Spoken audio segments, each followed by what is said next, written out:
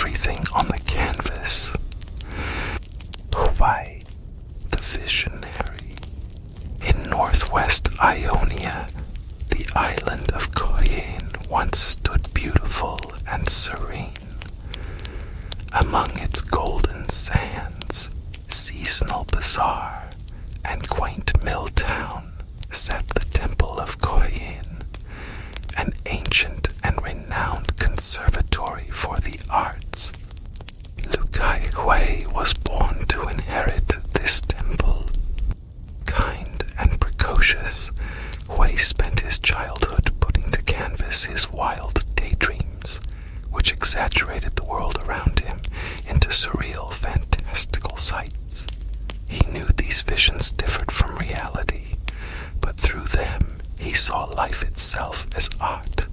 So connected was Hwei to the shades of the world that even his eye color shifted in hue to reflect his mind and mood. Hwei expressed this vibrant imagination through paint magic, a medium that influenced the emotions of its audience. As such, it required strict control and discipline, lest it overpower both mental perceptions and bodily sensations. Among its current practitioners, those unable or unwilling to control their art endangered themselves and the community, and were banished from Hwei.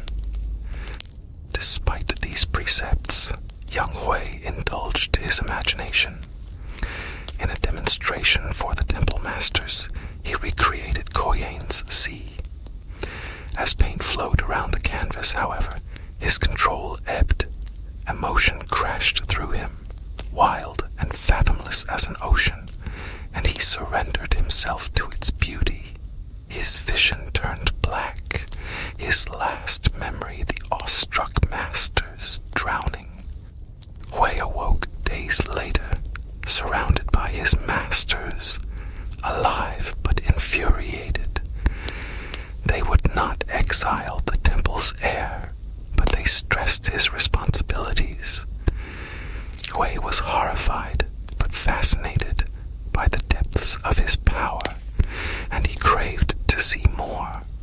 Thus, by day, he upheld Hwei's conventions, but alone at night, he pushed the boundaries, driven to explore the extent of his power. In time, this practice focused the intensity of Hwei's imagination, allowing him to manifest a palette that flowed with magical paint. Well into adulthood, Hwei mastered his craft, and with passion and humility, he prepared to inherit his birthright, surrounded by the respect and affection of his peers. But part of his mind remained forever shrouded at nightfall, and so it remained until the temple received a visiting artist, Kada Jin. Over a gilded summer, Hwei accompanied Jin, guiding him around Hwei. They often exchanged their creative perspectives, and, respecting their differences, Hwei recognized Jin's virtuosity and valued their time together. But the night before Jin's departure, the man challenged Hwei. Jin sensed that the pieces Hwei showed others were forced facades, and he wanted to see a real performance. Hwei tried to deny it, but his eyes betrayed him. Flooded by the years spent creating meaningless art, his imagination begged catharsis. So Hwei painted. Decades of practice guided his brush. The night came alive, colored by the brilliant infinity of his mind. Emotions washed over him, harmonious and visceral, and Hwei welcomed them. Sharing these forbidden visions for another exhilarated him and illuminated the powers of his art. Connection, inspiration, and unfettered creation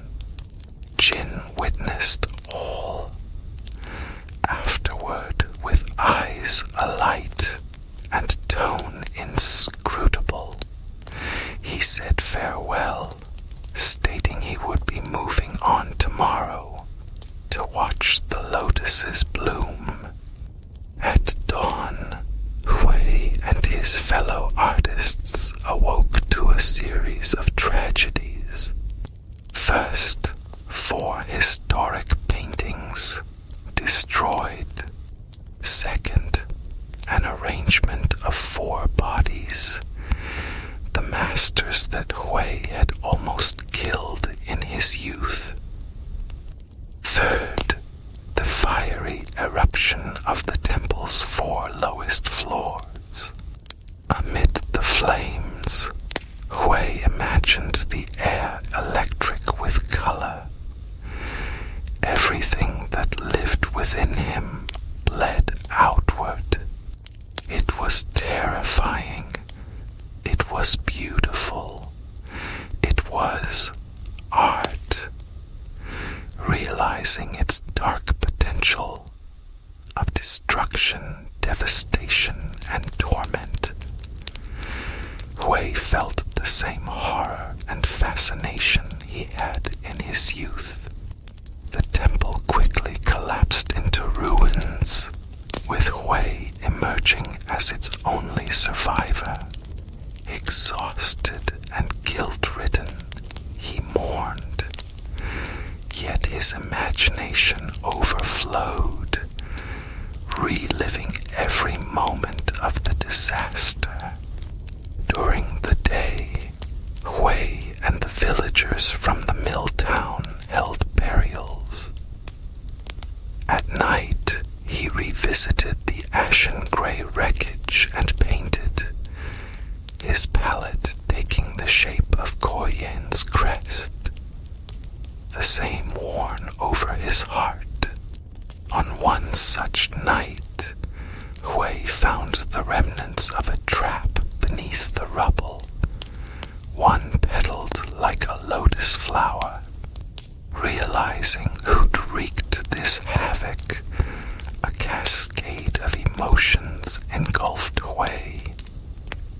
Fear, sorrow, betrayal, awe. A question burned within him. Why? But did he want the answer? Or would it be safer to suppress this need? He could stay here with his people as the heir, help them rebuild, or, bearing little more than his paintbrush and palette, Hwei left his island and his people behind. In the time since, Hwei has learned that the answers he seeks arise through revealing the full extent of his art to others. He tracks down nefarious individuals in Ionia's darkest corners, unleashing scenes of suffering upon them to understand his own well of pain. Yet he also reaches out to Ionia's victims, fellow witnesses, to create shared tranquility and reflection. Both the relentless artist, rising from the ashes, and the kind-hearted man from a once peaceful isle, Hwei faces the conflicting hues of Ionia and his own imagination. As he spirals deeper into the shadows, he lights a path, mind brimming with possibility. Which shade of himself will triumph, however, is yet to be seen. Here is my eternity, a day the gods will remember. Pantheon, the unbreakable spear. Atreus was born on the hostile slopes of Targon, and named after a star in the constellation of war, known as the Pantheon. From an early age, he knew he was destined for battle. Like many in his tribe, he trained to join the Rakor's militant order, the Rahorak. Never the strongest or the most skilled warrior, Atreus somehow persevered, standing up bloodied and bruised after each bout. In time, he developed a fierce rivalry with a fellow recruit, Peleus. But no matter how often Atreus was cast onto the stones, he stood back up. Peleus Darius was impressed by his unrelenting endurance, and through the blood they spilled in the training circle, a true brotherhood was born. Atreus and Pylas were among the Rakor who stumbled across a barbarian incursion, surviving the ambush that left the rest of their patrol dead. When the aspect of the sun refused to destroy these trespassers, Atreus and Pylas swore to capture the power of the aspects themselves by climbing to the peak of Mount Targon. Like so many before them, they underestimated how arduous the ascent would be, with Pylas shivering his last upon finally reaching the summit. Only Atreus remained as the skies opened, making him host to a divine aspect, with the power to take revenge. But it was not a man who returned to the Rakor afterward, spear and shield gleaming with celestial might. It was the aspect of war itself, the Pantheon, judging Atreus unworthy, a warrior who had known only defeat. It had taken control of his body to pursue its own ends, a task it considered too great for mortal men. Cast into the furthest corners of his own mind, Atreus endured only vague visions as the aspects scoured the world for Darken, living weapons created in a bygone age. Eventually, Pantheon was goaded into battle, not far from Mount Targon, by the darkened Atrox, who sought the mountain's peak. Their fight raged into the skies and swept through the armies of men beneath, until the impossible occurred. The Darken's god-killing blade was driven into Pantheon's chest, a blow that carved the constellation of war from the heavens. But as the aspect faded, Atreus, the man it had considered weak, awoke once more. Impaled upon Atrox's blade, and with the power of the aspect's weapons dimming, he took a ragged breath and spit in the Darken's face. Atrox sneered and left Atreus to die. Hours later, as the crows descended, Atreus painfully stood back up, stumbling back to the Rakor in a trail of blood.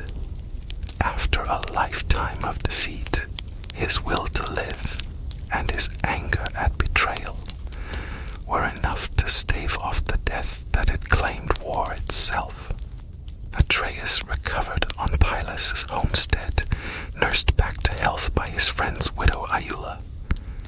There, Atreus realized he'd spent his life looking to the stars, never considering what lay beneath. Unlike gods, mortals fought because they must, knowing that death lay in wait. It was a resilience he saw in all life, the threats unending. Indeed, barbarian invaders now threatened the Rakor's northern settlements, including Iula's farm. Though it was months before he could lift a spear, Atreus was determined to end this scourge himself, and eventually set out with the aspect's dulled weapons in hand. Yet, when he arrived, he found his sworn enemies already under siege. He knew from their cries, from the overwhelming stench of blood, they faced Atrox. It was Atrox who had driven the barbarians into Targon, Atreus realized. Though he'd considered them his foes, they were much like the Rakor, mortals who suffered in the conflicts between greater powers. Atreus felt a cold rage at both the Darken and the Aspects. They were no different. They were the problem. Atreus put himself between the barbarians and Atrox, recognizing the battered shield and spear of the fallen Aspect. The Darken mocked him. Atreus now without the Pantheon's power. But even though Atrax's blows cast him to his knees, Atreus' own will reignited the aspect's spear. Upon hearing the cries of the people around him, and with a mighty leap, he struck a blow that severed the darkened sword arm. Both blade and darken fell to the ground. Only Atreus still stood and watched his namesake star blaze back to life in the heavens. Though he often yearns to return to Eula's farm, Atreus vowed that day to stand against aspects, ascended demons, and any who wield power so great it can only destroy. Forsaking his own name, he has become a new Pantheon, the aspect's weapons fueled by the will to fight, that can only exist in the face of death. For with the divine Pantheon gone, war must be reborn in man, for those who have fallen. When I land in the ruins of narrate, it does not feel as if I have leapt, celestial magic burning my path across the sky, but as if I have fallen. I am, after all, only a man. Around me on the swirling dunes, a cohort of Rahorak fights, Solari warriors far from the temples of Mount Targon. They have marched with 50 spears, 3 weeks into the desert, a distance I have crossed in moments, to investigate a power that grows, even as their own wanes. Here, the sun they worship is so constant, it is as if the shadows of the past are still burned into the desert. Their outline all that remains of an empire long lost. Buildings now covered in dunes. A sun once meant to raise men into the heavens, now dulled and fallen to earth. Shurima was born and died here. It was in Narrate that the first Ascended were created, meant to defend Shurima against any threat. Those that outlived the Empire were driven mad by long centuries of conflict, becoming darkened and laying waste to the world before being contained. But as I well know, some abominations birthed by Shurim and hubris live on. The sound of metal rings in my ear as a spear whips past my helm. Then another and another. The ringing rises up into a full battle cry as the Rahorak unleash their might. Yet as steel fills the sky, a blast of magic tears through the spear's path, carving a swath of destruction through the ruins. Once the dust clears, I see it. The reason I have come. A creature looms, burning and broken, like the empire it would rule. It is unlike any Ascended I have ever seen. A shattered god that has claimed this fallen city and would see it rise again. But once, it too was a man. I will remind it what that means. To draw breath in the face of destruction. I will remind them all. The god warrior, one of the Rahorak, cries, "We cannot defeat it. Let me show you how a god dies," I bellow in response, and I charge toward the creature, raising my spear. It is with their power that the spear glows, the power of the gods, the power of the stars. My muscles strain to bear the strange weight of the magic, as the creature unleashes another blast from within its shattered form. My spear is not burned away as the Rahoraks were, but instead burns with its own light. It streaks like a comet at the Ascended, casting it to the earth, and its blast into the heavens. For me, only feet from the rent opened by the creature's blast. A Raharak cradles the body of a fallen warrior. Her own arm has been scorched by magic, where she sought to shield him from the attack. You are an aspect, she says, though in her eyes I can see the desperation. She is pleading, begging me to say yes, so that I can save her, so that I can save her friend. All around, the Rahorak lines are broken, along with their will to fight. I do not answer, as the spear is called back to my hand by the magic she so craves. Its return an echo of my own thrust.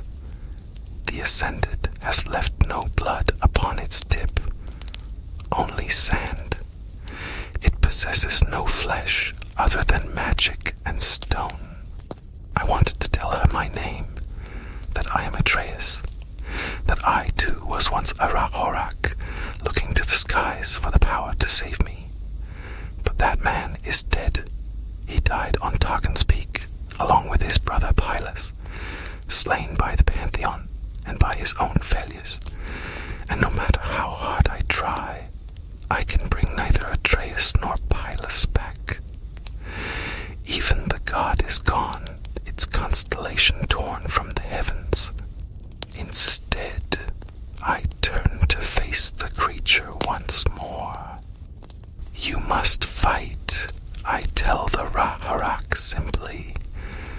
You all must. Around us, the ruined city burns, as the Ascended's magic refuses to fade. I run over sand fused into glass, each new blast of magic shaking the whole world, until it feels like the earth itself must fall apart, that only the heavens will remain. But I refuse to give up. I see Balliste abandoned on the ground. The Rahorak raise their shields against debris cast from falling buildings, disappearing into dust. Fight! You must fight! I yell louder, my voice carrying more of the god's authority than I would like. And then I am upon it, my spear slashing into the Ascended, cutting across the broken stone it boasts instead of a face. This close, its blasts crash into my shield, pushing me backward. I slash again, my spear trailing magic, and again I raise my shield only just in time to deflect the Ascended's wrath. My feet dig into the dirt. I struggle to hold the beast at bay as the magic beats into me with the Ascended's will, made only stronger by cruelty and rage. I push against it, snarling, and power lances off of the shield wildly in every direction, cutting through the ruins, the sky, and through the Rahorak, still cowering beneath both. My hands begin to shake, and it is not to the warriors, but to myself, that I growl against lungs gasping for breath. Fight. The creature's eyes narrow. It knows. The earth beneath me can no longer hold. My strength can no longer hold.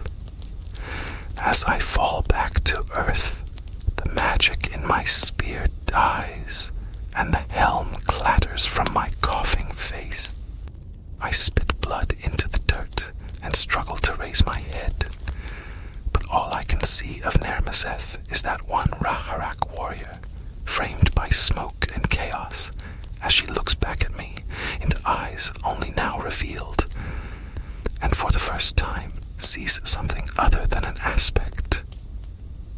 The man who cradled Pylus as snow formed from his dying breath.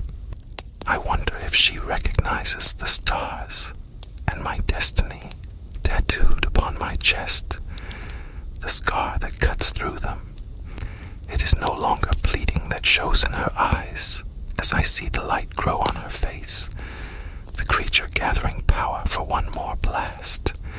Though her arm is ruined, and though her friend lies still, she picks up her shield and begins stumbling toward me, as inevitable and determined as death.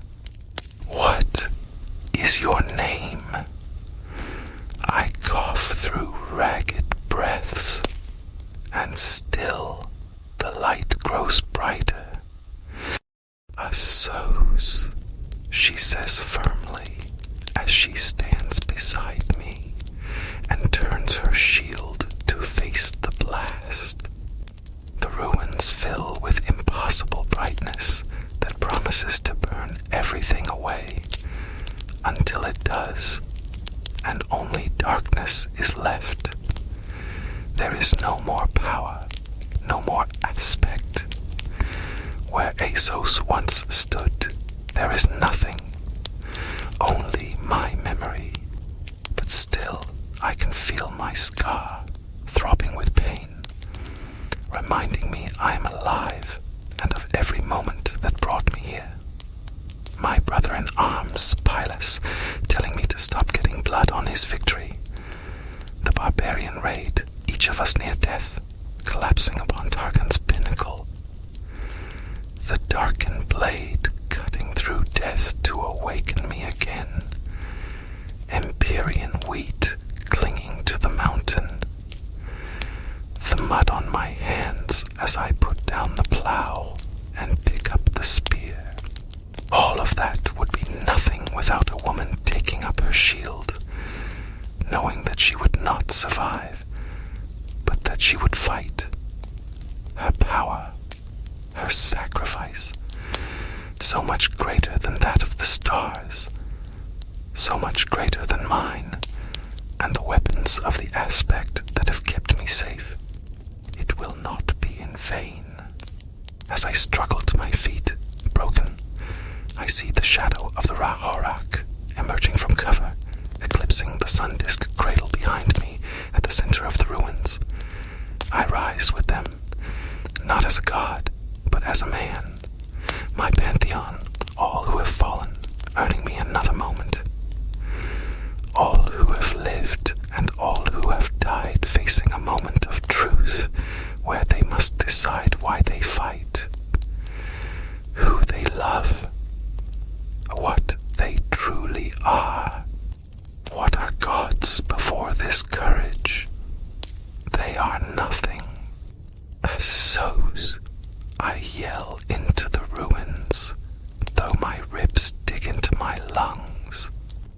Assos, the Rahorak call back.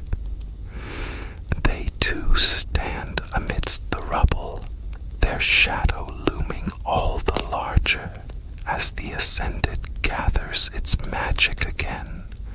And though I am broken, and though the god is dead, I feel the power ignite once more in my spear, as the plume on my helm bursts alight. It is calling me to battle, as the Rahorak cast their spears once more. And for a moment, a star lost with the constellation of war gleams brighter than the sun. Her name was Assos. History only remembers the victors. Stand with Noxus and be remembered forever. Darius, the hand of Noxus. Darius and his brother Draven grew up as orphans in the port city of Basilich. Darius struggled to provide for them both, constantly fighting with gangs of older urchins and anyone else who threatened his little brother, even the city guard. Every day on the streets was a battle for survival, and Darius earned more scars by his 12th summer than some soldiers do in a lifetime. After battle, vassalage was seized by the expanding Noxian Empire, the victorious commander Cyrus saw the strength in these defiant brothers, and they found a home within the ranks of his war host. Over the years, they fought in many grueling campaigns of conquest from one end of the known world to the other, as well as crushing a number of rebellions against the throne.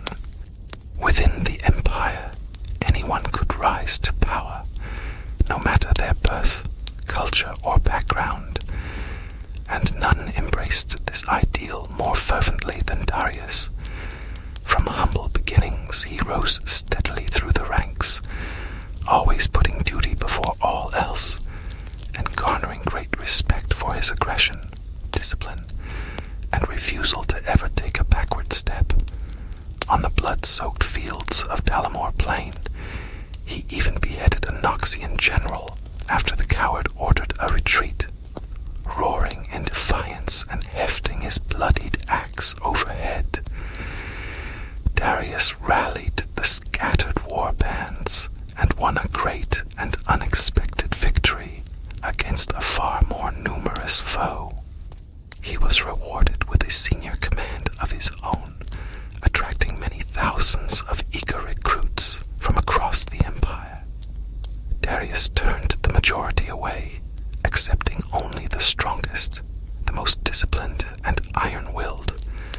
Such was his fearsome notoriety, even in the lands beyond Noxus, that it was not uncommon for entire cities to surrender at the first sight of his banners.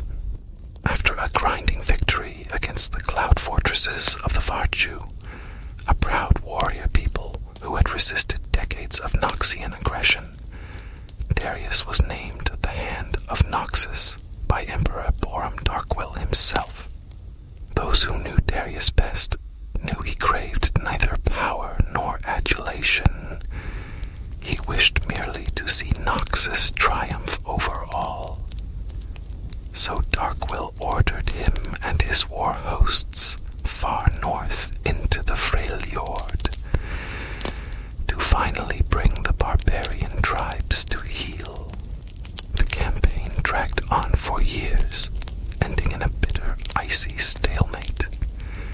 Darius narrowly survived assassination attempts, ambushes, and even capture by the vicious Winter's Claw. He was growing weary of endless wars of attrition and returned to Noxus to demand a reconsolidation of the military. He marched his veterans into the capital, only to find that the Emperor was dead, killed in a coup led by Jericho Swain. The act had been supported by many allies, including Darius's own brother, Draven. This was a difficult position. As Hand, many of the noble houses would expect Darius to avenge Darkwill, but he had known and greatly respected the disgraced General Swain, and had spoken against his discharge after the botched offensive in Ionia some years earlier. The oaths of the Hand were to Noxus, not any particular ruler, and Swain was a man who spoke honestly of his new vision for the Empire.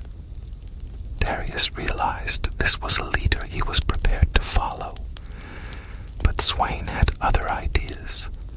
With the establishment of the Triferics, 3 individuals would rule Noxus together, each embodying one principle of strength: vision, might, and guile.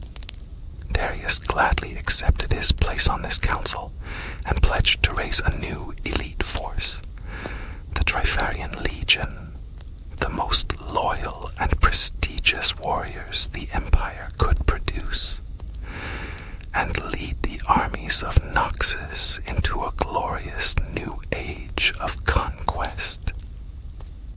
The Winter Spike Road by Laura Miché. By evening, the snow had soaked all the way through Maya's boots. With each step, she could feel